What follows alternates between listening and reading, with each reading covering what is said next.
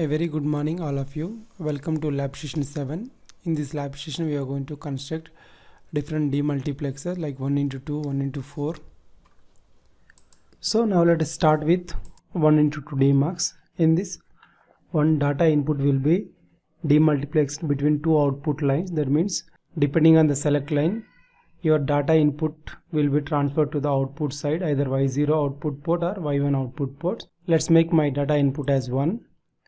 And since my select line is 0, if you look at here, when you connect 0, this 0 becomes 1. That means this AND gate will be enabled.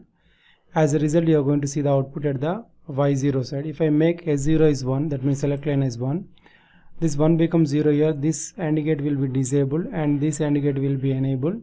As a result, the same data 1 will be appeared at the output line y1 side. If I change anything in the data, the same thing will be reflected the y1 side. Similarly, when I make S0 equals 0, whatever the change I do at input side, that will be reflected the y0 side. This how your 1 into 2 demux will distribute the data among two output lines. Now we will see the 2 to 4 demux. In 1 to 4 demux, we are going to have two select lines and one data input as usual. And based on the select line, the data input will be transmitted across the four output devices. Let's make my data input as 1. And when I keep 0, 0, you can see y0 is enabled. The data is appeared the y0 output port. Whatever the change I do at input side, that will be reflected the y0 line. If I make 0, 1, your output will reflect the y1 side. Similarly, if I make both 1, 1, my y3 line will be activated and the output, the data which is at the input, same will be transferred to the y3 line.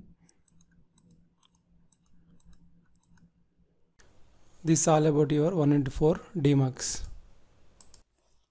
Now let us simulate the demultiplexer circuits. If you look at here, you have a symbol for demultiplexer where 1 is going to the multiple outputs. If you look at here, you are going to have 1 into 2, 1 into 4, 1 to 8, 1 to 16 demultiplexers. I have chosen 1 into 2 demux here. This is my data line which is supposed to be distributed among two outputs, and this is my select line. If the select line is 0, my y0 will be selected, that whatever the data is here, it will be appear at y0. If I make 1 here, 1 will appear y0, 0 means 0. So if I make my select line 1, my y1 will be selected. In this case, whatever the change I do at the D, that will be reflected at y1 place. Or you can keep the input 1 constant and you can change the select line. If I make 0, your input will be transmitted to y0. And if I make 1, input will be transmitted to the y1. Let's talk about 1 into 8 demux. In this case, also same thing, I am making my data 1. So depending on my select lines, your data will be transmitted out of 8 output lines. If I make all 0, you are going to get y0. At y0, your output will be there. If I make 0, 0, 1, it goes to y1. If I make 1, 0, it goes to y2. If I make both 1, 1, it goes to y3. If I make 1, 0, 0, it goes to y4. If I make 1, 0, 1, y5. If I make 1, 1, 0, it goes to y6. If I make all ones, it goes to y7. That means the same data is transmitting from y0 to y7 depending on your select line. So this is how you can simulate your demultiplexer circuit. Let us construct the 1 into 4 demux using 1 into 2 demux.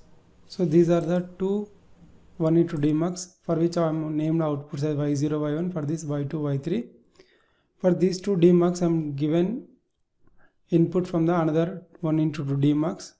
For this, I am given my data bit D0. That means your data will be transferred from this demux to these two demux, and finally it will transfer to the output lines based on your select line. So what I did is I take a common control line S0 for both the demux and one more control line for this demux. So as long as your S1 is 0, your Q0 will be enabled. That means your data will go to the second demultiplexer and will appear at the y0 and y1 depending on your S0 value. So that means your S1 will control the input from this input side to the one of the demultiplexer. If S1 is 1, your D0 will be appeared as input for the second demultiplexer, and based on this select line, your demultiplexer input will be transmitted to one of the outputs. So let's make my input as 1. When both are 0 0, that means your Q0 is activated. That means your D0 1 will be went here, and my S0 also 0. That means your Q0 will be activated. So whatever I change I do it, same thing will appear at the Y1 side. Similarly, if I make 0 1, in this case the same thing again, this is 0. That means your Q0 will be activated, and your D0, whatever the 0, it will be appeared here. The 0 will appear at the Y1 place because your S0 is 1 this time. If I make any change in the D0, that will be reflected Y1 place. Similarly, if I make 1 0, so 1 0 means your Q1 line will be activated. That means whatever the data appeared here, that will goes to second demultiplexer or lower demultiplexer. Depending on select line, your output will be received. Suppose if I make S0 0, that means your Q0 is activated. That means your Y2 going to receive the input. That means if I make 1 will be received. If I make 0 will be received when you have 1 0 condition. If I make 1 1, so your Q1 is activated this demux. That means your D0, whatever the 1 value will be received here, the same will be transferred to Y3 because your S0 is 1. That means your Q1 will be activated. So whatever I change, whatever the change I'm going to do at D0, the same thing will be reflected Y3. Similarly, we are going to construct 1 into 8 demux using 1 into 4 and 1 into 2 demux. I took two 4 into 1 demux and 1 into demux. This demux will distribute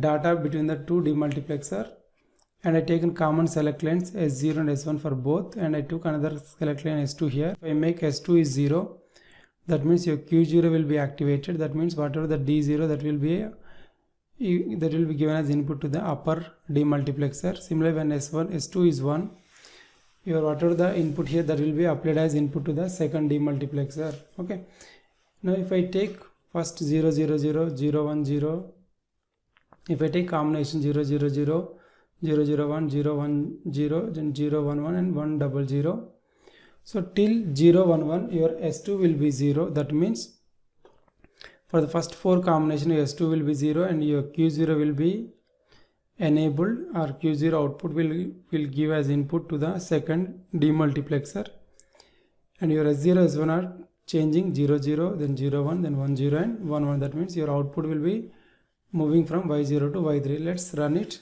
Let's make your S2 0 and make it my data bit as 1. When both are 0 0, that means the same S0 S1 is applied here also. It goes to Y0. If I make 0 1, goes to Y1. If I make 1 0, goes to Y2. If I make both 1 and Y3. Now if I make again 0 0, it goes to Y0. If I make S2 1, now the data will be received by second demultiplexer. Whatever the change here, the same change will be reflected in the second demultiplexer output side. If I make 0 0, your Y4 will receive the data. If I make 0 1, it will be Y5. If I make 1 0, it will be Y6. If I make both 1 1, your Y7 will be receive the data from the input side. That's how you can construct higher order demux using lower order demux. This is all about your demultiplexers. Thank you all.